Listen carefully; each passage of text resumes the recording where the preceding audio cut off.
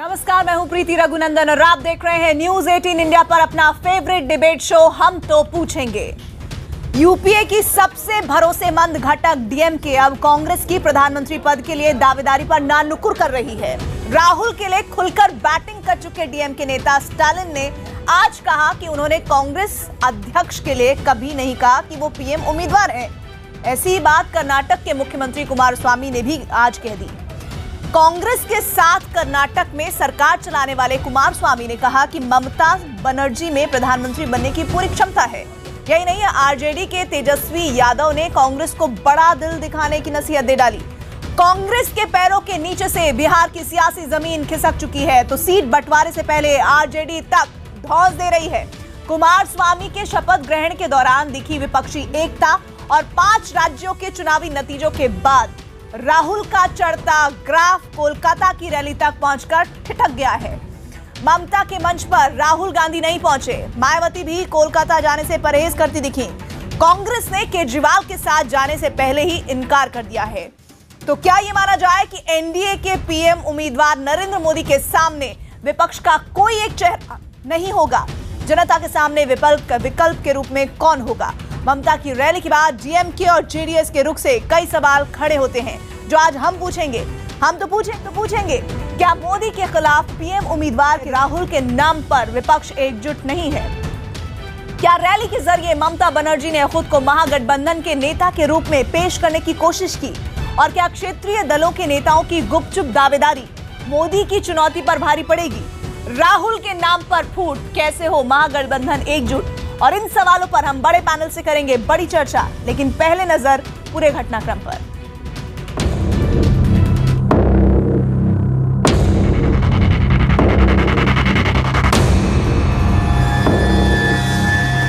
राहुल के बाद ममता के मंच पर जाते ही बदल गई डीएमके नेता की बोली। இந்தியாவினுடைய அடுத்த பிரதமர் ராகுல் காந்தி தான் என்று சொன்னாரு, சொல்லலாமா கேட்டாங்க। அப்போ என்ன சொன்னாங்கன்னா, நான் சொன்னப்போ இதை சொல்லலாமான்னு எல்லா பத்திரிகையாளர்களும் கேட்டாங்க।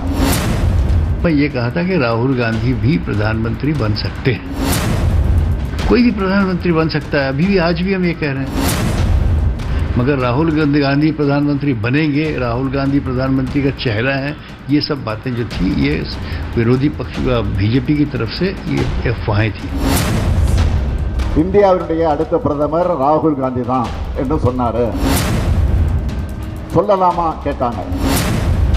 அப்போ என்ன சொன்னாங்கன்னா, நான் சொன்னப்போ இதை சொல்லலாமான்னு எல்லா பத்திரிகையாளர்களும் கேட்டாங்க। स्टालिन ने जब देखा कि इतना बड़ा जन समूह वहाँ कलकत्ता में और जहाँ भारत के सभी नामवर नेता बीजेपी को छोड़कर मौजूद थे, उस मंच से ये आवाज़ उठी है कि हम में से कोई भी प्रधानमंत्री की रेस में नहीं है, या हम में से सब प्रधानमंत्री की रेस में है। किसी का भाई ये नहीं फर्क कि ये बन सकता है नहीं बन सकता, वो सवाल ही नहीं। प्रधानमंत्री की रेस नहीं लगी है। हम तो पूछेंगे में बड़ी बहस, राहुल के नाम पर फूट, कैसे हो महागठबंधन एकजुट? இந்தியாவினுடைய அடுத்த பிரதமர் ராகுல் காந்தி தான் என்று சொன்னாரு, சொல்லலாமா கேட்டாங்க। அப்போ என்ன சொன்னாங்கன்னா, நான் சொன்னப்போ இதை சொல்லலாமான்னு எல்லா பத்திரிகையாளர்களும் கேட்டாங்க। शरद पवार जी ने तो अपने भाषण में बिल्कुल स्पष्ट तरीके से सारे देश को ये संदेश दिया है कि हम सब जो यहाँ मौजूद हैं, A to Z, ये सब के सब यहाँ 1 पॉइंट प्रोग्राम में भारतीय जनता पार्टी को सत्ता से हटाने के लिए आए हैं। हम में से कोई भी दावेदार आज नहीं है। दावा तब होगा जब जनता का मत मिल जाएगा। प्रधानमंत्री नहीं बनाने जा रहे हैं, मेंबर ऑफ पार्लियामेंट चुनने जा रहे हैं। ये हमारी डेमोक्रेसी की खूबसूरती है। और मैं आपको यकीन से कहता हूं, अगर मैं नरेंद्र मोदी जी की योग्यता को भी मानदंड मान लूं ना, तो कम से कम 4 दर्जन उम्मीदवार हैं जो बेहतर काम कर सकते हैं प्रधानमंत्री के रूप में।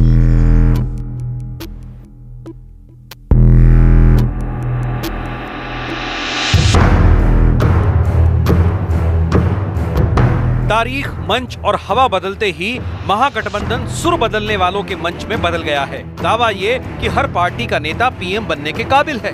कम से कम 4 दर्जन तो हैं ही। तो क्या चुनाव नतीजों के बाद लकी ड्रॉ से निकलेगा प्रधानमंत्री पद का चेहरा? सेनापति तय नहीं है। शादी की तैयारी हो गई, बैंड बाजे बज रहे हैं, बाराती खड़े हैं, घोड़ी आ गई, बैठेगा कौन, ये तय ही नहीं है। बोले वो बाद में देखा जाएगा। दिल नहीं मिले, केवल हाथ मिलाने से कुछ नहीं होता। हाँ, गठबंधन ਬਣਿਆ ਹੈ, ਉਹਨਾਂ ਦੀ ਇੱਕ ਦੂਜੇ ਨਾਲ ਸੁਰ ਮਿਲਦੀ ਨਹੀਂ, ਪਰ ਇੱਕੋ ਹੀ ਕਰਕੇ ਇਕੱਠੇ ਹੋਏ ਆ ਕਿ ਮੋਦੀ ਸਾਹਿਬ ਨੂੰ ਹਰਾਉਣਾ। ਜੇ ਏਜੰਡਾ ਕਿਸੇ ਨੂੰ ਹਰਾਉਣ ਦਾ ਹੋਏ, ਉਹ गठबंधन ਕਿਤੇ ਕਾਮਯਾਬ ਨਹੀਂ ਹੋ ਸਕਦਾ। 7 दिन होते हैं हफ्ते के, और 7 दिन में आप पीएम एक दिन कर लो। ये बीजेपी का बड़ा सुझाव है, हम लोग दिल वाले हैं। सोमवार को ममता जी बन जाए, मंगल को मायावती जी बन जाए, बुध को अखिलेश यादव जी बन जाए, बृहस्पतिवार को चंद्रबाबू नायडू बन जाए, शुक्रवार को केजरीवाल जी बन जाए, क्योंकि सरकार काम नहीं करती, सैटरडे संडे उस दिन राहुल गांधी बन जाए। बात तो सही है, महागठबंधन का सपना देखने वाले हर मंच से चीख रहे हैं, जनता से कह रहे हैं हमें जिता दो, फिर हम प्रधानमंत्री तय कर लेंगे। ये सब तब और उलझ जाता है जब राहुल गांधी के साथ नजर आने वाले किसी और का नाम आगे बढ़ाने लगते हैं। कर्नाटक में कांग्रेस के साथ सरकार चलाने वाले कुमारस्वामी तो अब ममता में उम्मीद देखने लगे हैं। आज उन्होंने कहा ममता बनर्जी अच्छी प्रशासक हैं और उनमें देश का नेतृत्व करने की पूरी क्षमता है। यूपी में गठबंधन से कांग्रेस को दूर रखने वाले अखिलेश भी अब राहुल का नाम लें तो किस मुंह से। उन्हें बुआ मायावती से लेकर पापा मुलायम जैसे विकल्प दिखते हैं। हमारा पुराना इतिहास भारत का बताता है कि नेतृत्व जनता अपने आप तय कर लेती है। आने वाले समय में आप देखेंगे कि हम लोगों पे कितनी चॉइस है। सवाल उठता है कि राहुल के नाम पर हिचक क्यों? क्या राहुल की नेतृत्व क्षमता पर विपक्षी दलों को भरोसा नहीं है, या फिर कमजोर कांग्रेस में विपक्ष के दल अपना अपना मौका देख रहे हैं? सीटों के बंटवारे को लेकर कांग्रेस को सिर माथे पर बिठाने वाली आरजेडी भी घुड़की देने से बाज नहीं आ रही। हमारा उद्देश्य है कि ये तानाशाही निजाम से निजात पाए, तो आपको ये तय करना होगा ना कि किस राज्य में कौन सक्षम है, किसका आधार समूह ज्यादा प्रबल है। सिर्फ उन्होंने संकेत दिए और वो दोनों चीजें एक साथ देखिए। एक तरफ उन्होंने कहा कि कांग्रेस शायद एकमात्र विकल्प है पूरी ऑल इंडिया अलायंस को लीड करने में, और दूसरी तरफ उन्होंने एक बात रखी कि कांग्रेस को भी जमीनी हकीकत को ध्यान में रखते हुए बड़े दिल का परिचय देना चाहिए। लेकिन कांग्रेस तो कांग्रेस है, वो ये मानने के लिए तैयार नहीं कि प्रधानमंत्री पद की होड़ में मोदी और राहुल के अलावा कोई तीसरा नाम भी है। जिनको बीजेपी पसंद है वो नरेंद्र मोदी के साथ वाले गठबंधन में जाएंगे। जिन्हें नरेंद्र मोदी बीजेपी विचारधारा पसंद नहीं है वो राहुल गांधी जी के नेतृत्व वाली गठबंधन में आएंगे। इसमें कोई शक शंका तो कहीं है ही नहीं। इसलिए हम तो पूछेंगे कि क्या राहुल गांधी पीएम उम्मीदवार के रूप में मोदी को तकड़ी चुनौती दे पाएंगे? और अब आज का हमारा सवाल सुन लीजिए। हमारा सवाल है, क्या राहुल गांधी पीएम उम्मीदवार के तौर पर मोदी को तगड़ी चुनौती दे पाएंगे? अगर आपका जवाब हाँ है तो HTP_Y लिखें। अगर आपका जवाब नहीं है तो HTP_N लिखें। आप अपनी राय 51818 पर भेज सकते हैं। ट्विटर पर भी हमें आपकी राय का इंतजार रहेगा। #HTP और #मोदी वर्सेस महागठबंधन के जरिए आप अपनी राय हमारे कार्यक्रम में दे सकते हैं। बड़ी चर्चा में खास पैनल हमारे साथ जुड़ रहा है। सबसे पहले परिचय करा दूं, स्टूडियो में मेरे साथ 2 खास मेहमान इस वक्त मौजूद हैं। आमिर हैदर जैदी साहब हैं, प्रवक्ता CPI के, साथ ही AK वाजपेयी साहब, प्रवक्ता LJP के। आप दोनों का स्वागत। साथ ही हमारे साथ आज डिबेट में जुड़ रहे हैं प्रेमचंद मिश्रा जी, जो कि स्पोक्स पर्सन है कांग्रेस के, साथ ही मनोजीत मंडल TMC सपोर्टर, आपका भी स्वागत है। इनके अलावा आज हमारे साथ पैनल में शेष नारायण सिंह, हमारे वरिष्ठ पत्रकार, भी हमारे साथ चर्चा में जुड़ रहे हैं, और थोड़ी देर में सुधांशु त्रिवेदी भी हमारे साथ इस लाइव डिबेट में शामिल होंगे। प्रेमचंद मिश्रा जी, शुरुआत आपसे। राहुल गांधी को हम पीएम उम्मीदवार के तौर पर हमने कोई प्रस्ताव पारित नहीं किया है, ये स्टालिन का स्टेटमेंट, इसका मतलब क्या है? प्रेमचंद मिश्रा जी। सबसे पहले मैं आपकी चिंताओं का बड़ा सम्मान करता हूं कि राहुल जी को लेकर और कांग्रेस पार्टी को लेकर कितनी चिंतित हैं आप, इस विषय पर आज डिबेट कर रहे हैं। मेरा स्पष्ट मानना है कि यह चुनाव राष्ट्रीय परिप्रेक्ष्य का चुनाव होता है, लोकसभा का चुनाव, जहां हम प्रधानमंत्री के कार्यों की समीक्षा करते हैं और प्रधानमंत्री चुनने के लिए वोट करते हैं। आप देखिए, कांग्रेस पार्टी विपक्ष की सबसे बड़ी पार्टी है और हमारे नेता राहुल गांधी जी हैं। हम उनके नेतृत्व में लोकसभा का चुनाव लड़ने जा रहे हैं। हमारे लगभग 1 दर्जन से अधिक सहयोगी आज के डेट में ऑलरेडी कांग्रेस पार्टी के साथ है। हमारे और भी कई मित्र दल हैं जो भारतीय जनता पार्टी के सिद्धांत रूप से खिलाफ हैं। और इस देश में जो परिस्थितियां, पिछले लोकसभा चुनाव में 11 करोड़ लोगों ने कांग्रेस को वोट किया था, जब हमारे सबसे बड़ी हार हमको हुई, और मोदी जी को 15 करोड़ के करीब वोट मिला था। प्रेमचंद मिश्रा जी, हमें उसी गैप को भरना है और वहां से हम 30 सेकंड से ज्यादा आप बोल चुके हैं, लेकिन जो मेरा मौलिक सवाल था उस पर आपने उत्तर नहीं दिया।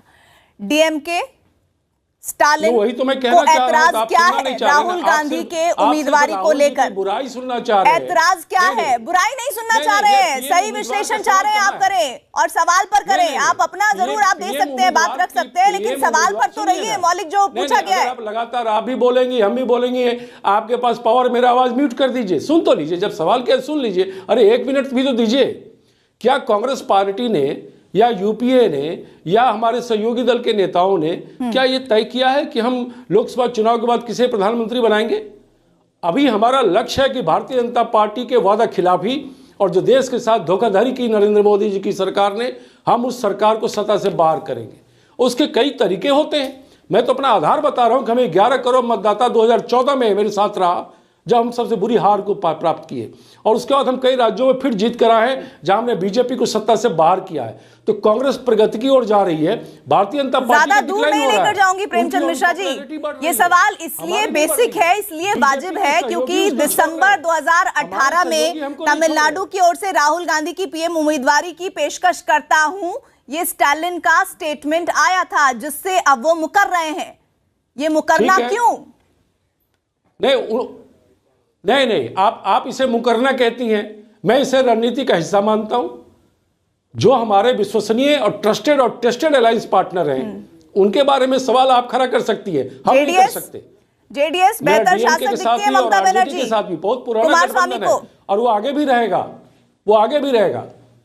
अच्छा, ये बताइए प्रेमचंद मिश्रा जी, प्रधानमंत्री ना आप डीएमके पे बोल रहे हैं, ना जेडीएस पर बोल रहे हैं, राहुल गांधी के चेहरे की विश्वसनीयता पर नहीं है, कोई शक को शुबा है क्या? आपके क्षेत्रीय दल, जो घटक दल आपके साथ जुड़ते दिख रहे हैं, ये तमाम पार्टियां और इसके नेता हमारे साथ ही रहेंगे, बीजेपी के साथ नहीं जाएंगे। और सबसे बड़ी बात मैं आपको कह के कंक्लूड करता हूं, आम जनता प्रधानमंत्री चुनेगी। आम जनता मोदी का रिप्लेसमेंट खोज दिया है। अभी आपने बखूबी कहा कि रणनीति है, लेकिन ये कैसी रणनीति है कि लोकसभा में सबसे ज्यादा सीटें हासिल करने वाली पार्टी के चेहरे पर ही किसी को भरोसा नहीं है? ये कैसी रणनीति है? आम जनता को भरोसा है, आम जनता को भरोसा है। यह चुनाव नरेंद्र मोदी और श्री राहुल गांधी के बीच में ही होगा। राष्ट्रीय परिप्रेक्ष्य के चुनाव होते हैं, ये लोकसभा के चुनाव है, यह विधानसभा का और मुख्यमंत्री का चुनाव नहीं है। हमारे कई साथी इंपॉर्टेंट कई राज्यों में मजबूत पार्टियां कह रहे हैं, ये जनता का भरोसा है, यही है भरोसा, इसी तरह से दिखाया जाता है भरोसे को। देखिए, आप याद करिए, सबसे पहले राहुल गांधी ने क्लेम किया था कि मैं देश का प्राइम मिनिस्टर बनना चाहता हूं। फिर जब प्रेशर आया, लोगों के बयान आने शुरू हुए, तो उन्होंने विड्रॉ कर लिया। अब आप सुन लीजिए ना मिश्रा जी, अब आप सुन ले, जवाब दे देना। फिर उन्होंने विड्रॉ किया। आप गलत क्यों बोल रहे हैं? क्यों आपका बयान नहीं आया था राहुल गांधी का? प्रधानमंत्री को उम्मीदवार बिल्कुल बयान आया था राहुल गांधी का कि हम प्रधानमंत्री की चाहत रखते हैं। प्रेस कॉन्फ्रेंस कहा लंदन में थी या पता नहीं जर्मन में थी, बाकायदा बयान आया। झूठ पे क्या सवाल है इसमें? उन्होंने कहा, सुनिए, उन्होंने कहा जो उन्होंने कहा है वो सारी जनता ने सुना है, देश की और विदेश की सारी जनता ने, उसको छोड़िए। उसके बाद शरद पवार का बयान आया, ममता बनर्जी का बयान आया, मायावती का बयान आया, अखिलेश का बयान, सब लोगों का बयान आया। किसी को राहुल का नेतृत्व स्वीकार नहीं है और इसीलिए उस बात को उन्होंने पीछे किया। लेकिन हम दूसरी बात पे जाते हैं। हम ये कहते हैं, ये महागठबंधन के जितने नेता, कल भी आपने रैली बताइए, इससे पहले कर्नाटक में भी रैली देखी, एक ही बात कहते हैं, मोदी हटाओ, असम गण परिषद। अरे भाई, मोदी हटाओ तो किस लिए हटाओ? ये इनके पास कोई जवाब नहीं है। रोज यूपी में गाली दे रहा है। दूसरी बात आपने ये देखी होगी, किसी नेता ने ये नहीं कहा कि देश में भ्रष्टाचार के प्रति जीरो टॉलरेंस रखेंगे और भ्रष्टाचार को मिटाएंगे। बिकॉज ये इसलिए नहीं कह सकते, बिकॉज इनका खुद का देखिए आप इतिहास क्या है। राहुल गांधी बेल पे, सोनिया बेल पे, अखिलेश यादव FIR 477 का घोटाला, उससे पहले गोमती रिवर फ्रंट घोटाला, मायावती पे डिस्प्रपोर्शनेट असेस का घोटाला, उसके बाद चंद्रबाबू नायडू ने तो और हद कर दी। उन्होंने कहा कि CBI करप्शन के केसेस हमारे स्टेट में नहीं करने वाले और हिस्ट्री बंद कर दी उन्होंने। एक-एक कर बोलिए। नहीं, मैं बोल रहा हूँ, लगातार बोले जा रहे हैं। प्रेमचंद जी सुनिए, आप सुन लें, फिर जवाब दे दें। उसके बाद ममता बनर्जी ने क्या किया, उन्होंने भी अपने स्टेट में आपके पास 30 सेकंड इन्हें दीजिए। 2014 में 30 सेकंड वाजपेयी साहब को दीजिए, फिर मैं आपके पास दोबारा आ जाऊंगी। जवाब दे देना वाजपेयी साहब। मैं ये कह रहा हूं कि देखिए, इन लोगों का सिर्फ 1 पॉइंट एजेंडा है कि मोदी जी को हटाइए। मैं उससे ये पूछता हूं, और जब इनसे पूछा गया कि क्यों हटाइए मोदी के, तो सबने कहा संविधान जल रहा है, देश को बचाना है। मेरे को एक उदाहरण दीजिए, आप हमें एक उदाहरण दीजिए कि संविधान के साथ हमने कहां छेड़छाड़ की है। संविधान के साथ 2 अमेंडमेंट आई हैं। एक अमेंडमेंट आई 10% रिजर्वेशन में, जिसमें पार्लियामेंट में सारी पार्टियों ने सपोर्ट किया है। उसके बाद दूसरी जो अमेंडमेंट आई, वो ट्रिपल तलाक पे लाने की कोशिश गई, वो राज्यसभा में अटका हुआ है। तो हमने कौन सा देश के संविधान के साथ छेड़छाड़ कर दिया है? फिर कहते हैं ठीक है। प्रेमचंद मिश्रा जी 30 सेकंड में अपनी बात पूरी कीजिए, फिर मैं आमिर जैदी साहब के पास जाऊंगी। मैं सिर्फ ये कहना चाह रहा हूं प्रीति जी कि 2014 में जो लोग मोदी जी के साथ थे वो उनसे क्यों अलग हो रहे हैं एक एक करके। हमसे तो मेरा कोई साथी जो अलायंस पार्टनर मेरा 2014 में था, हमसे अलग नहीं हुआ है। हमारे तरफ इनकमिंग फैसिलिटी बढ़ी है, इनके यहाँ से आउट गोइंग स्टार्ट हो गई है प्रीति जी। टीडीपी जैसी पार्टी इनकी से छोड़ गई, आरएलएसपी छोड़ गई, गण परिषद के लोग छोड़ गए, पीडीपी अलग हट गई, शिवसेना रोज धमकी दे रहा है। और यूपी में जो सातवीं है राजभर जी, इवन अपना दल के नेता अनुप्रिया पटेल जी, वो अलग हट रहे। आप कहाँ हैं? अरे भाई, बहुत जबरदस्त बोला आपने बीजेपी को लेकर, बहुत अच्छा बोला। मनोजीत मंडल से भी मैं आपके पास आपकी बात करवाऊंगी। मनोजीत मंडल, इतना ही सब कुछ अच्छा चल रहा है महागठबंधन में, तो ममता के मंच पर क्यों नहीं दिखे थे कांग्रेस के राहुल गांधी या सोनिया गांधी? प्रेमचंद जी, ये सवाल आपसे होगा, और बेहतर कैंडिडेट के तौर पर ममता बनर्जी को जिस तरह से जेडीएस कह रही है, उस पर भी विश्लेषण करेंगे। मोदी हटाओ, असम गण परिषद, अरे भाई मोदी हटाओ तो किस लिए हटाओ? ये इनके पास कोई जवाब नहीं है। रोज यूपी में गाली दे रहा है। दूसरी बात आपने ये देखी होगी, किसी नेता ने ये नहीं कहा कि देश में भ्रष्टाचार के प्रति 0 टॉलरेंस रखेंगे और भ्रष्टाचार को मिटाएंगे। बिकॉज ये इसलिए नहीं कह सकते, बिकॉज इनका खुद का देखिए आप इतिहास क्या है। राहुल गांधी बेल पे, सोनिया बेल पे, अखिलेश यादव FIR 477 का घोटाला, उससे पहले गोमती रिवर फ्रंट घोटाला, मायावती पे डिस्प्रपोर्शनेट असेस का घोटाला। डिबेट में सुधांशु जी भी अब हमारे साथ जुड़ चुके हैं। मनोजीत मंडल, आपका रुख करूंगी, जरा ये बताइए, ममता बनर्जी की महारैली में न राहुल गांधी पहुंचे न सोनिया गांधी पहुंची। जरा बता दीजिए, इस महागठबंधन में प्रधानमंत्री के कैंडिडेट के तौर पर राहुल गांधी बड़ा चेहरा है या ममता बनर्जी? क्या सोचती है टीएमसी? देखिए, ये तो बीजेपी का नैरेटिव है। बीजेपी किसी तरह भी ये करेंगे कि मोदी के खिलाफ कौन है। अरे मोदी के खिलाफ तो पूरा जनता है, जनता तैयार करेगी ना प्राइम मिनिस्टर कौन होगा। हम लोगों का नैरेटिव बिल्कुल साफ है। जो बीजेपी नहीं है, हम लोगों का नैरेटिव है, जो बीजेपी ने नहीं किया हम लोग करेंगे, और जो बीजेपी ने किया है हम लोग नहीं करेंगे, क्योंकि हम सीबीआई को ठीक से रेस्टोर करेंगे, कोर्ट्स को हम रेस्टोर करेंगे, ये जीएसटी का जो घपला रेस्टोर करेंगे, नोटबंदी का जो घपला, के लिए कौन होगा आपकी तरफ से? ये सब हम बहुत बेसिक सा सवाल है, आप बार बार घुमा दे रहे हैं बीजेपी की तरफ। आप ये बताइए ना कि राहुल गांधी की नेतृत्व क्षमता पर आपको भरोसा है या फिर आपको ममता बनर्जी की नेतृत्व क्षमता पर भरोसा है? ओ मैडम जी, रिजर्वेशन तो हुआ नौकरी के लिए 10%, प्राइम मिनिस्टर का चेयर के लिए तो रिजर्वेशन नहीं हुआ है। बीजेपी का सिर्फ एक ही कैंडिडेट है, रिजर्व कर दिया है। लेकिन ये रिजर्वेशन तो प्राइम मिनिस्टर का नहीं है, ये इस देश का हर कोई प्राइम मिनिस्टर बन सकता है, और वो ये जो मोदी साहब है उनसे अच्छा चलाएंगे। मनोजीत मंडल, रिजर्वेशन पर डिबेट नहीं है ना, होगा। आप ये बताइए ना, अगर अच्छा सुनिए, सुन लीजिए, ममता बनर्जी के साथ है ना महागठबंधन का हर क्षेत्रीय दल, और कांग्रेस भी है ना, है ना, तो राहुल गांधी और सोनिया गांधी, इतनी बड़ी रैली हो रही थी, सब बड़े बड़े चेहरे थे, क्यों नहीं थे उस महारैली में? तो उनका राहुल गांधी देश में नहीं थे, उनका मैसेज आपने पढ़ा नहीं ना, कि आपका पढ़ा नहीं आता है? सोनिया जी ने मैसेज भेजा था, आपने सुना नहीं? आपको सुनना चाहिए थे। और आप 25 लाख लोग नहीं देखे? ये कैसे 25 लीडर थे, 25 दलों का, अच्छा, मैसेज से 25 संतुष्ट लाख है ना लोग थे। और आप इस मैसेज से संतुष्ट है ना? का सूचना हुई है, आप इस मैसेज से संतुष्ट है ना मनोजीत मंडल? ये क्रांति दिल्ली तक जाएंगे, ये क्रांति दिल्ली तक जाएंगे, तब भी रोकेंगे। तो टीएमसी नेता राहुल गांधी को नेता मानते हैं ना? 25 साल मनोजीत मंडल, बंगाल में आजादी मनोजीत मंडल, टीएमसी मानती है ना राहुल गांधी को नेता? राहुल गांधी जी कांग्रेस का सबसे बड़ा नेता है, ये इसमें कोई दो राय नहीं है। गठबंधन का सबसे बड़ा नेता है। कौन होगा ये इलेक्शन के बाद तैयार किया जाएगा। एक बात साफ है, इस देश का नेता नरेंद्र भाई मोदी जी नहीं होंगे आफ्टर मई 2019। चलिए ठीक है, आप बड़े उससे कह रहे हैं, लेकिन आपने एक भी सवाल का सीधा जवाब नहीं दिया। आप जरूर बीजेपी को घेरते आए। सुधांशु जी, हंसी आ रहा है, डीएमके, आप लोग कितना ठीक है, डीएमके और जेडीएस के बयान क्या बताते हैं महागठबंधन को लेकर? राहुल गांधी के चेहरे पर भरोसा नहीं है क्या? नहीं है, 25 लाख लोग। आपकी टर्न खत्म मनोजीत मंडल, सुधांशु जी की बारी है, प्लीज अपनी टर्न पर बोलिए। सुधांशु जी, वो जो एलजीपी के प्रवक्ता बैठे हैं ना, वो तो सुधांशु जी घर में झांक के देखते हैं, देखिए घर में देखिए आप लोगों के पास कितना है। आप लोगों का नंबर सिर्फ 2-3 है, आप देखते जाइए भाई साहब। आपने खुद के घरों में देखिए, हंसी आते हैं। बिल्कुल हम उत्तेजित नहीं है, हंसी आते हैं आप लोगों के इस तरह का प्रश्न से। देखिए मनोजीत मंडल जी जो बात बोल रहे हैं उस पर मैं सिर्फ ये कहना चाहूंगा कि कुछ बातें इन्होंने अभी बोली कि साहब सबसे बड़ा नेता कांग्रेस पार्टी के राहुल गांधी जी हैं, तो हम भी मानते हैं, मगर उसके साथ एक बात और स्पष्ट कर दीजिए, इस गठबंधन में सबसे बड़ी पार्टी कौन? कांग्रेस पार्टी, जिसका सबसे बड़ा नेता, ये मेरी आवाज जरा इको हो रही, इसको ठीक करवा दीजिएगा।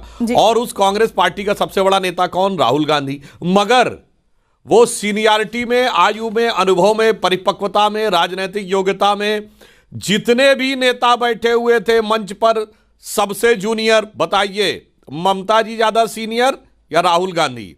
शरद पवार जी ज्यादा सीनियर या राहुल गांधी? चंद्रबाबू नायडू ज्यादा सीनियर या राहुल गांधी? मायावती जी ज्यादा सीनियर या राहुल गांधी? इसका मतलब सबसे बड़े दल का नेता सबसे छोटा। और दूसरा, एक वाक्य पूरा कर दूं, अखिलेश यादव जी ने अपनी प्रेस कॉन्फ्रेंस में कहा था कि प्रधानमंत्री उत्तर प्रदेश से होगा। अब आप ये बता दीजिए कि प्रधानमंत्री, आपके दिल की इच्छा क्या है, प्रधानमंत्री उत्तर प्रदेश से हो या पश्चिम बंगाल से? जवाब दे दीजिए।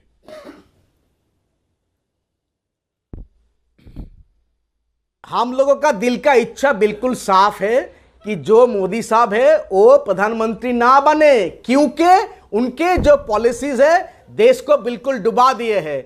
और सुनिए, यहां पर फिर से हम एक बोलेंगे, प्रधानमंत्री से कोई एक पार्टी नहीं तैयार करेगी, ये 26-25 और ज्यादा हो गए, क्या करीब 40 पार्टी हो गए, सब एक साथ मिलकर डेमोक्रेटिकली डिसाइड करेंगे। ये आपकी तरह, आपकी पार्टी की जिस तरह से रिजर्वेशन हो गया है, सिर्फ एक ही है, लेकिन है बहुत ज्यादा, उससे भी बहुत सीनियर्स। भाई साहब सुनिए, सुधांशु जी आपको भी पता है इतिहास, 2013 से पहले मोदी साहब को कोई प्रधानमंत्री का कैंडिडेट नहीं मानते हैं, और 2002 से पहले मोदी साहब को नेशनल पॉलिटिक्स में कोई पहचानता भी नहीं था। ये भी इतिहास है। मनोजीत मंडल, आज डिबेट प्रधानमंत्री मोदी कब क्या क्या थे, कब क्या क्या नहीं थे, उस पर नहीं है ना? नहीं है, उस पर डिबेट नहीं है। महागठबंधन में कौन चेहरा होगा उस पर डिबेट है। आमिर जैदी साहब, लकी ड्रॉ से होगा क्या कैंडिडेट का फैसला? कि प्रधानमंत्री का चुनाव चुने हुए एमपी करते हैं। राजनीतिक पार्टियां प्रधानमंत्री का चुनाव नहीं करती, ये हमारा संविधान कहता है। और जो पार्टियां यहाँ बैठ के संविधान के विरुद्ध काम कर रही हैं और प्रधानमंत्री का चुनाव स्टूडियो में या पार्टियां कर रही हैं, वो संविधान के विरुद्ध कार्य कर रही हैं। हमारा गठबंधन नीतियों से होगा, किसी एक व्यक्ति विशेष नेता से नहीं होगा।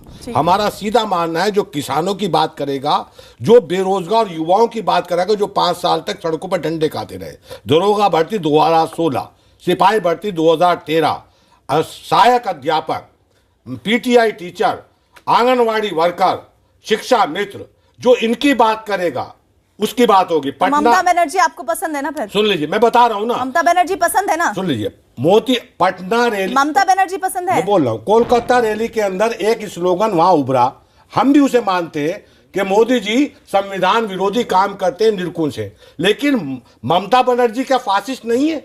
वो भी तो बंगाल के अंदर वही कर रही है जो मोदी जी देश के अंदर कर रहे हैं। सवाल यहाँ ये बन मनोजीत जाता है। मंडल जवाब दीजिए। सवाल यहाँ ये बनता है। दूसरी एक चीज और सुन लीजिए, आप कह रहे हैं कि कौन प्रधानमंत्री होगा। साहब राहुल गांधी को कोई नहीं पूछ रहा। अरे मोदी जी को तो बीजेपी के अंदर कोई नहीं पूछने को तैयार है। शत्रुघ्न सिन्हा छोड़ के चले गए, छोड़ के जाने को तैयार है। अरुण शौरी जाने को तैयार है, यशवंत सिन्हा जाने को तैयार है। ये तो बीजेपी के लोग मोदी जी को नेता नहीं मान रहे, तो विपक्ष कैसे मानेगा? आपके एक एमएलए का नाम बताइए ना बंगाल में। आपके मेरे का किसका नाम है? अगर मोदी जी फासिस्ट है तो ममता बनर्जी भी फासिस्ट है। मोदी जी संविधान अनुरूप कार्य नहीं करते हैं तो ममता बनर्जी भी नहीं कर रही है। और माननीय, और अभी आप बैठे हुए एक बुजुर्ग पत्रकार को उल्टा सीधा कह रहे थे। आपका फासिज्म तो वहां चमक रहा था। जिनका पूरा देश सम्मान करता है रामकृपाल जी का, उन्हें तुम कुछ और कह रहे थे। तो अपनी जबान संभालो ना। आपसे बड़ा फासिस्ट तो देश में पैदा ही नहीं हुआ। अभी राम बाम एक हो गए हैं बंगाल में। राम बाम बंगाल में एक नहीं हुए। हम फासिस्ट ताकत के खिलाफ है। जितने मोदी जी के खिलाफ है उतने ही आपके खिलाफ है। हम इस देश के उस बेरोजगार युवा के खिलाफ है जो 5 साल तक सड़क पर डंडा खाता रहा और आप बैठे हुए ऐसी कमरों में राजनीति करते रहे। हम उस 2016 के अभ्यर्थी के 2013 अभ्यर्थी के साथ, हम किसान के साथ करें जो किसानों की बात करेगा। पटना के कलकत्ता के अंदर मार्च हुआ, किसानों की बात हुई, बेरोजगारों की बात हुई। कोई एजेंडा है इनके पास? हर आदमी अपना प्रधानमंत्री चुनना चाहता है। अरे भाई, प्रधानमंत्री का चुनाव देश के चुने हुए एमपी करेंगे, राजनीतिक पार्टियां नहीं करेंगे। और जो इस तरह से बात कर रहा है वो संविधान के और वो ये समझने की कोशिश कर रही है। आप दोनों, मनोजीत मंडल सुन लीजिए, आप दोनों को ही देश की जनता सुन रही है और ये समझने की कोशिश कर रही है कि कौन सा महागठबंधन है जो आपस में ही लड़ने की कोशिश करता दिख रहा है। शेष जी, ऐसे होगा महागठबंधन वर्सेस मोदी? सीपीएम के साथ कोई महागठबंधन बंगाल में नहीं है। के साथ कोई तो सुन लीजिए, हम फासिस्ट ताकतों के साथ गठबंधन करते भी नहीं है। जितने मोदी फासिस्ट है उतनी ममता बनर्जी भी फासिस्ट है। ऐसे फासिस्ट ताकतों की देश को आवश्यकता नहीं है जो संविधान सम्मत कार्य ठीक है। आमिरजादी रुक जाइए। शेष जी, ये बंगाल में टीएमसी का कोई आपका जो ओरिजिनल सवाल, अरे चुप करेंगे, बेकार बात करता है। अभी बदतमीजी कर चुका है तुम एक सीनियर आदमी के साथ, बेवकूफ। चुप रहो। मैं कह रहा हूं, please mind your language. Rahul Gandhi, Rahul Gandhi language क्या? Who is he who spoke like that? I am Shesh Narayan Singh. और तुमने अभी रामकृपाल सिंह से बदतमीजी की थी, उसको माफ नहीं किया जाएगा। Mind your language. Yes, I am minding my language. अभी तुमने बदतमीजी की है। बात करो मुद्दा पे, बात करो मुद्दा पे। हाँ, चलो ना, तुम चुप रहो। इसको आवाज बंद करो। यू राहुल गांधी चैलेंज देंगे मोदी जी को मध्य प्रदेश, राजस्थान, छत्तीसगढ़ और जो उनके स्टेट्स हैं। लेकिन उत्तर प्रदेश में ये देंगे अखिलेश मायावती, ये आपका ओरिजिनल जो सवाल है उस पर बात कर रहा हूँ। और बंगाल में ममता देंगी या सीपीएम देगी। अलग अलग राज्यों में अलग अलग चैलेंज होगा, इसमें दो राय नहीं है। और एक बात बहुत क्लियर है कि मोदी जी को 2014 में देश ने विश्वास किया था और उनको लाके खड़ा कर दिया। आज माननीय सुधांशु त्रिवेदी यहाँ बैठे हैं, वो ये कहेंगे कि हमने बहुत काम किया। लेकिन भैया, जो कॉन्ट्रैक्ट में तुम बुनियादी कॉन्ट्रैक्ट में बातें करके आए थे, एग्रीरियन क्राइसिस, किसानों की समस्या, 2 करोड़ नौकरियां हर साल और भ्रष्टाचार का खात्मा, इन 3 मुद्दों पे आप सन रहे और बाकी काम आप करते रहे। तो ये सवाल आपसे पूछा जाएगा। और राहुल गांधी का जहां तक सवाल है, राहुल गांधी आज अब विपक्ष की राजनीति का हिस्सा बने हैं। लेकिन एक टाइम था कि जिस तरह से फासिज्म की बुनियाद इस देश में उनकी ग्रैंड मदर माननीय इंदिरा गांधी ने डाली थी, जब इमरजेंसी उन्होंने लगाया था। आज तरह तरह के फासिस्ट लोग एक दूसरे को कहते रहते हैं, लेकिन इमरजेंसी में जो आतंक था, मुझे लगता है कि आप में से कोई नहीं उस वक्त रहा होगा। हम लोगों ने इसी दिल्ली में उस बदमाशी को देखा है। तो इसलिए भैया, डेमोक्रेसी की बुनियाद संविधान सम्मत तरीके से प्राइम मिनिस्टर बनने दो और पहले से इंदिरा गांधी को थोप दो या किसी और को थोप दो, ये मत करिए। आपकी बातों पर दोनों ही प्रवक्ता कांग्रेस और बीजेपी से रिएक्ट करना चाह रहे हैं। आपसे बड़ा फासिस्ट तो देश में पैदा ही नहीं हुआ। अभी राम बाम एक हो गए हैं बंगाल में। राम बाम बंगाल में राम बाम एक नहीं हुए, हम फासिस्ट ताकतों के खिलाफ है। जितने मोदी जी के खिलाफ है उतने ही आपके खिलाफ है। हम इस देश के उस बेरोजगार युवा के खिलाफ है जो 5 साल तक सड़क पे डंडा खाता रहा और आप बैठे हुए ऐसी कमरों में राजनीति करते रहे। हम उस 2016 के अभ्यर्थी के 2013 अभ्यर्थी के साथ खड़े। हम किसान के साथ खड़े, जो किसानों की बात करेगा। पटना के कलकत्ता के अंदर मार्च हुआ, किसानों की बात हुई, बेरोजगारों की बात हुई, कोई एजेंडा है इनके पास? वेलकम बैक, आप देख रहे हैं हम तो पूछेंगे। सीधे रुख करेंगे सुधांशु त्रिवेदी का। सुधांशु जी, जो शेष नारायण सिंह सवाल कर रहे थे उसका उत्तर तो दीजिएगा, साथ ही ये भी बताइएगा कि आखिर लोकसभा में विपक्ष में इस वक्त मौजूद सबसे बड़ी पार्टी को बाकी गठबंधन के साथी एक्सेप्ट क्यों नहीं कर पा रहे हैं कि राहुल गांधी होने चाहिए उम्मीदवार? वो कह रहे हैं रणनीति का हिस्सा है, नहीं बताएंगे। देखिए, उसमें एक बहुत बड़ा स्वाभाविक कारण है। देखिए, ये एक यथार्थ है कि आज सबसे बड़ी राष्ट्रीय पार्टी कांग्रेस ही है विपक्ष में, और यदि विपक्ष का कोई गठबंधन बन सकता है जिसमें कोई सेंटर ऑफ ग्रेविटी हो तो वो कांग्रेस ही हो सकती है। मगर एक विरोधाभास ये है कि आज कांग्रेस पार्टी का नेतृत्व श्री राहुल गांधी जी के पास है, जो आयु, अनुभव, प्रवृत्ति मतलब क्षमता और परिपक्वता में सबसे कम है। तो सबसे बड़ी पार्टी का नेता कद में सबसे छोटा है। ये एक ऐसा विरोधाभास है जो इस गठबंधन को कभी अपना स्थायी स्वरूप पाने नहीं देगा। और अभी आपने देखी, उसकी वानगी आपने देख ली। यहीं पर जिस ढंग से कहावत है ना कि हाथ कंगन को आरसी क्या, पढ़े लिखे को फारसी क्या, आपने देखा कि भाजपा विरोध के 2 बड़े अलंबरदार वामपंथी दल और तृणमूल कांग्रेस कैसे एक दूसरे को फारसी सुनाने लगे थे। तो अभी आपके सामने से पैदा हुआ है। अभी मनोजीत मंडल जी ने कहा कि एक पोस्ट के लिए कोई रिजर्वेशन नहीं। तृणमूल की जो जड़ें हैं वो आरएसएस में जाके मिलती हैं। के रूप में देश के अंदर 2 पार्टियां ऐसी हैं, आप पार्टी और तृणमूल पार्टी। अरे मैं आपसे पूछना चाहता हूं, गंगोत्री जो है कि 2030 में भारतीय जनता आरएसएस ने आपने पैदा किया, आप बंगाल के ममता के और नक्सलवाद के साथ वामपंथ के खिलाफ लड़ रहे थे। तो ये मत दोष को मत धोखा दीजिए। अगर आप फासिस्ट हैं तो ममता भी फासिस्ट है।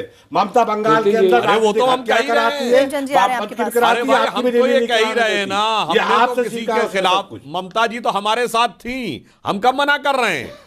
मगर जब हमारे साथ थी तब वो बांग्लादेशी घुसपैठियों के लिए संसद में स्पीकर के सामने फाइल फेंकने को तैयार थी। और जब हमारे विरोध में खड़ी है तो कहती है देखिए हम कैसे आते हैं बांग्लादेशी घुसपैठी अंदर। अब मैं दूसरी, मैं अपना वक्तव्य पूरा करूं। देखिए, आपने अपने टर्म में बोलिए, मैं किसी के बोलने में हस्तक्षेप नहीं करता। जैदी साहब अपने टर्म में बोलिए। मैं पूछना चाहता हूं, जैदी साहब आपने अपने टर्म का इंतजार करिए, आप सीनियर आदमी हैं। लगाती है, वो संवैधानिक कार्य करती है, वो भी फासिज्म है। अगर मोदी जी फासिस्ट है तो ममता बनर्जी उससे बड़ी फासिस्ट है। सुधांशु जी,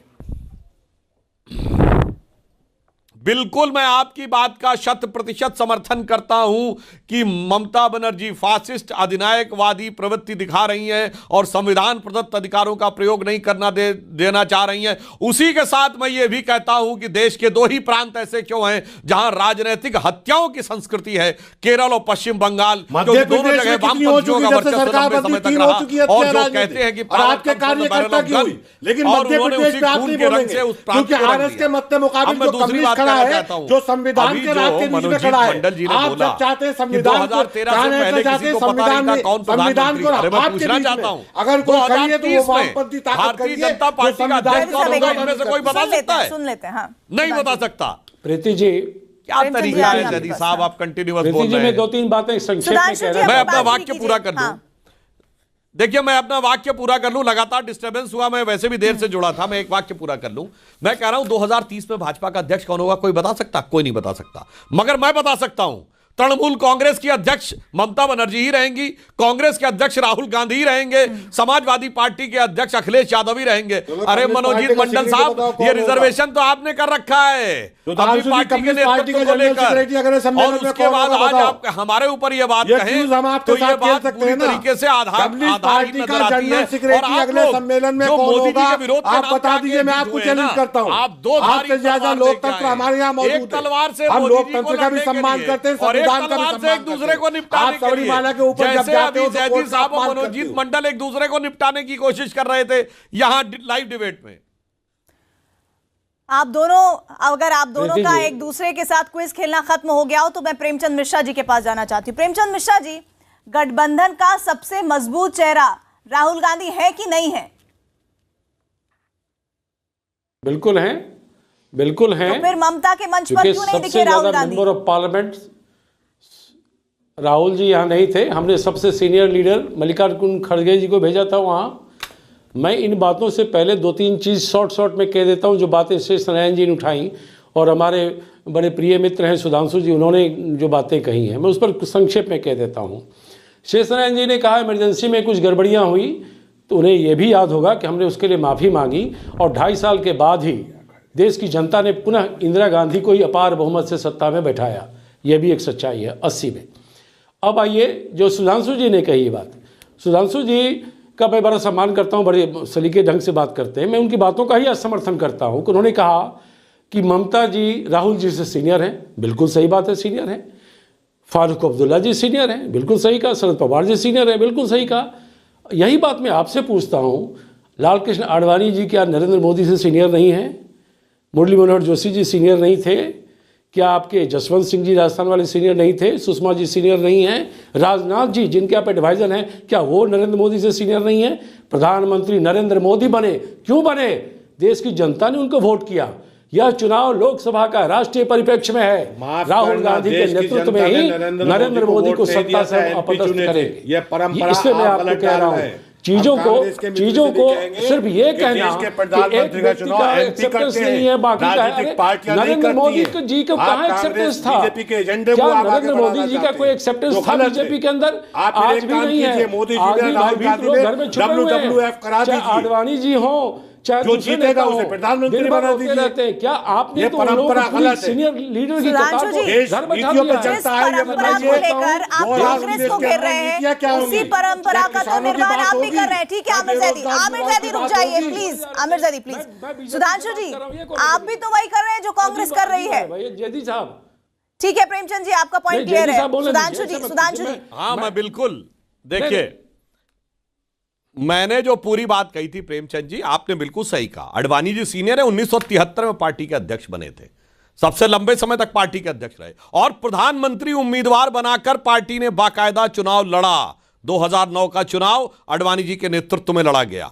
पार्टी ने 20 साल उनके नेतृत्व में काम किया, तो वरिष्ठता का पूरा सम्मान किया गया। और उसके बाद आडवाणी जी ने स्वयं आशीर्वाद दिया था और नरेंद्र मोदी जी ने पैर छूकर आडवाणी जी से आशीर्वाद दिए थे, सबने देखा। मगर यहां हम दूसरी बात कही, वरिष्ठता नहीं कही, मैंने कहा था वरिष्ठता, परिपक्वता, राजनाथ जी भी उम्मीदवार थे और समझदारी। अरे उनके बयान आए थे, वो रो रहे थे हर मायने में। अरे लोगों ने देखा, सुधांशु जैसे मत बोलिए, और अन्य नेताओं में जमीन आसमान का अंतर है साहब। प्रेमचंद मिश्रा जी, मैं एक वाक्य कहना चाहूंगा कि आपने कहा, आप चाह रहे हैं कि राहुल गांधी जी जो कांग्रेस के मजबूरी के नेता हैं, छीनने वाले नेता, वो इस गठबंधन के मजबूती के नेता बन जाएंगे। तो मेरे विचार से ये बात किसी के भी गले नहीं उतरती। और राहुल गांधी जी और मोदी जी का क्या तुलना हो सकती है? अरे भाई, स्वर्गीय इंदिरा गांधी जी के नेतृत्व में जितने राज्य कांग्रेस ने जीते थे, उससे ज्यादा राज्य मोदी जी के नेतृत्व में भाजपा ने जीते और उससे ज्यादा राज्य राहुल गांधी जी के नेतृत्व में कांग्रेस हार चुकी। नेता नहीं मान रहे, उनके कैबिनेट के राजभर नेता नहीं मान रहे, अनुप्रिया पटेल नहीं नेता मान रही है। कहाँ की बात कर रहे हैं सुधांशु जी? आप लोग अलग चले जा रहे हैं। गडकरी जी ने क्या कहा? आप दोनों को मैं शांत करवाऊंगी प्लीज। एक ही वाजपेयी साहब, आप दोनों प्लीज चुप हो जाइए। सुधांशु जी, प्रेमचंद जी प्लीज। एक ही आमिर जैदी रुक जाइए। एक ही वाजपेयी जी, अपने सुधांशु जी प्लीज। सर आप बहुत देर बोल लिए। प्रेमचंद जी रुक जाइए। एक ही वाजपेयी जी, सीधा सवाल आपसे ये कि एनडीए को अपनी जीत पर भरोसा नहीं है क्या? ये रामदास अठावले क्या कह रहे हैं? पुरानी दोस्ती याद दिला रहे हैं मायावती को कि तब भी तो आप साथ से आ जाइए। क्या है ये? भरोसा नहीं, डर गए हैं क्या आप लोग महागठबंधन? देखो एक बात समझिए, गठबंधन एनडीए का भी है, लेकिन दूसरी तरफ कोई गठबंधन नहीं है जिसको महागठबंधन का नाम दे रहे हैं। देखो इनका रामदास अठावले के बयान पर बताइए। उसका जवाब दे रहा हूँ। देखिए रामदास अठावले की अपनी पार्टी है, हमारी अपनी पार्टी है ना, वो गठबंधन तो देखिए ना, अपने विचार तो रख ही सकते हैं। विचार रखने में कहाँ दिक्कत है उसमें? जो चीज सूट ना करे वो विचार में तब्दील हो जाती है आपकी। हम देखिए यहाँ सीधी सी बहस ये है कि दूसरी तरफ महागठबंधन बन गया या मोदी जी के सामने कौन होगा, इस बात की बहस है।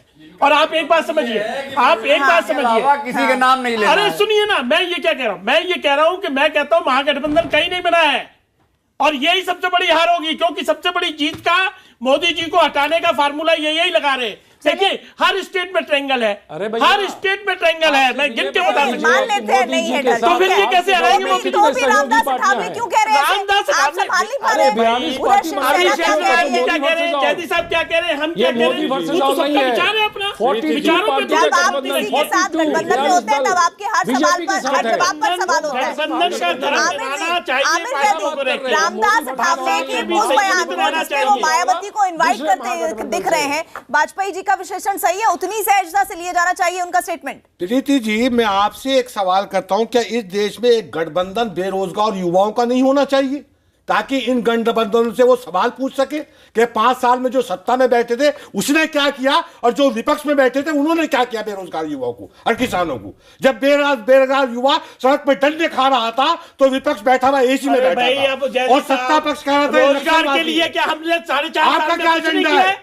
2019 के अंदर बेरोजगार युवाओं का एक मंच बनना चाहिए जो इनसे सवाल पूछे कि आपने क्या किया, क्या किया आप लोगों ने? सबसे सिक्त भारतीय इकोनॉमी हमारी बनी, कैसे बनी है? का डंडे खाया आप क्या कर रहे थे? उज्ज्वला गैस योजना लेके आए, घरों में बिजली पहुंचाई, लाखों लोगों को रियायती घर दिया, गाँव में सड़कें पहुंचाई, किसानों को आप नक्सलवादी कह रहे थे। कितनी चीजें आप क्या करवाएंगे? आप एक ही देखिए, देश के अंदर ये रोजगार का मामला जो है इसका ढर्रा बदल चुका है। सरकारी नौकरियों में कितनी होगी कितनी नहीं होगी, ये एक बड़ा विषय गंभीर है। लेकिन इसीलिए सरकार ने क्या किया कि रोजगार के लिए अलग से अवसर प्रदान करने, बेरोजगारों का गठबंधन होना चाहिए देश के अंदर, साफ जो इन नेताओं को बिल्कुल किसानों के लिए सबसे पहले हमने एमएसपी बढ़ाई, नीम कोटेड यूरिया लेके आए, हेल्थ सॉइल कार्ड बनाए। किसान कौन सा ऐसा वर्ग है जिसके लिए सरकार था किसान दिल्ली के अंदर? आप क्या कर रहे थे? किसान में जब आकलन करना होता तब आप क्या कर रहे थे? जंतर मंतर में बैठ के किसान मलमूत्र खा रहा था भाई। किसानों के लिए क्या काम इस सरकार ने किया, सरकार ने नहीं किया? नहीं मिलने गया किसानों के लिए। तो किसान आप दोनों के विश्लेषण को रुक जाइए, आप दोनों एक दूसरे पर चीटाकशी करिए। आप बोलिए कि हमने अच्छा काम किया, दूसरा कह रहे हैं हमने कुछ नहीं किया। नहीं, शेष नारायण जी, सच्चाई क्या है? और अगर वाकई में सत्ताधारी पार्टी ने बहुत बेहतरीन काम किया है तो रामदास अठावले जैसे लोग दोस्ती की दुहाई क्यों देते दिख रहे हैं मायावती को? रामदास अठावले, अरे रामदास अठावले एजीपी चला गया, आंसू से राजनाथ सिंह बात कर रहे हैं, और टीडीपी चला गया, शिवसेना आंखें दिखा रही है। खैर जाने दो, ये तो नेता हैं, लेकिन जो बुनियादी सवाल है फिर वही नरेंद्र मोदी जी के जो प्रॉमिसेस हैं 2014 में, जिन पे डंका बजा था, मेरे गांव में लड़के मोदी मोदी करते हुए सोते उठते करते थे, उनकी नौकरियां कहाँ हैं? जो सांड खोल दिए हैं हमारे खेतों में, उनका जवाब कहाँ है? और भाई साहब, आप कहेंगे जो आपको होमवर्क मिला था वो तो आपने किया नहीं, एक्स्ट्रा काम करके सुधांशु त्रिवेदी आप कहते हैं विदेशों में बड़ा नाम कमाया। अरे भैया, घर में तो ठीक कर लेते। इसलिए भाई दोनों, किसी से कोई उम्मीद नहीं है। जो अभी जयदी साहब ने कहा कि जब जनता तय करेगी कि हमारा किसानों को इन्होंने कितना बेइज्जत किया, इस सरकार ने, उन सरकार ने भी किसान को फालतू को समझते हैं। कहाँ हुई डबल इनकम भाई? और यहाँ आए लतियाए गए, वहां पे दिल्ली में फंसी, मुंबई में फंसी।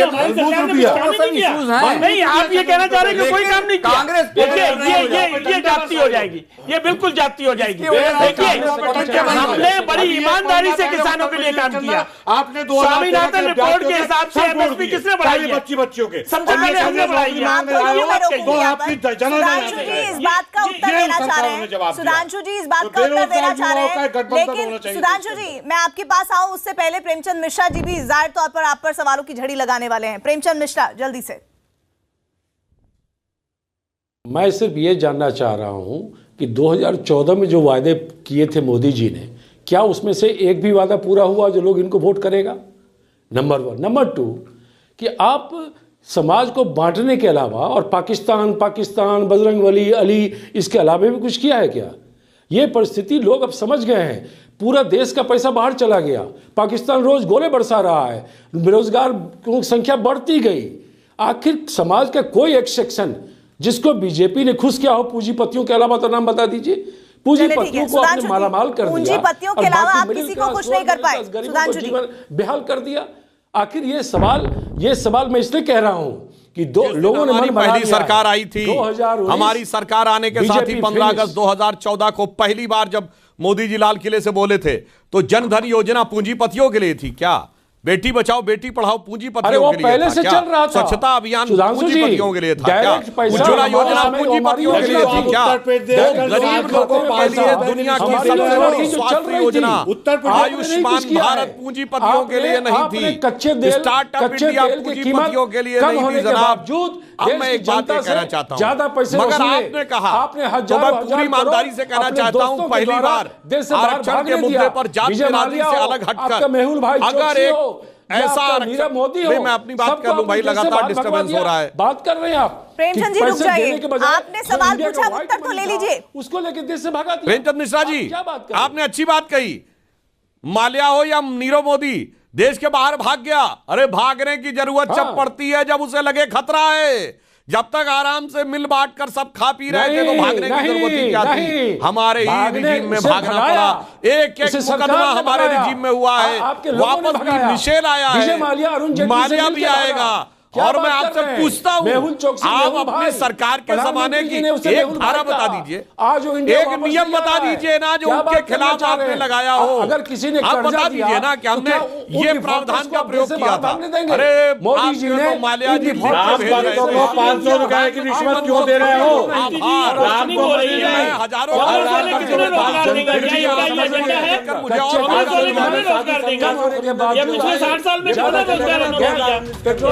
कोई जवाब नहीं। क्या बात कर रहे हैं? खुदाई मिलाना मिसाले से हमने राम के रहना राम के भक्तों के आप। अब राम भक्तों को 500 रुपए। लेकिन सच्चाई ये है, ये सच्चाई ये है कि पोल जो कह रहा है वो ये बता रहा है कि आपने जितने भी छीटाकशी सत्ताधारी पार्टी पर की, पोल ये बता रहा है कि राहुल गांधी तगड़ी चुनौती नहीं दे पाएंगे प्रधानमंत्री मोदी को 2019 के चुनाव में। ये है विश्लेषण।